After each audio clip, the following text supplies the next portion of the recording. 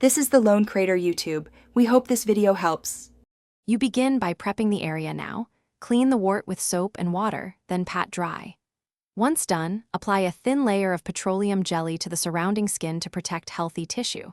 Then, open the Salactin paint and, using the applicator, apply a single thin coat directly to the wart.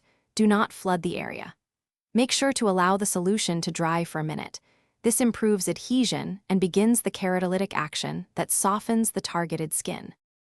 Once the first coat is dry, secure the treated wart with an adhesive pad or waterproof bandage to keep the paint in place. This increases contact time and boosts effectiveness. You should repeat application every 48 to 72 hours, depending on product directions, until the wart shows shrinkage. Make sure to remove old bandage gently, clean the area, and reapply. This cycle promotes gradual keratin removal. If multiple warts exist, treat them one at a time to monitor skin reaction. You finish treatment when the wart visibly reduces or disappears. Check progress weekly and taper use as it resolves.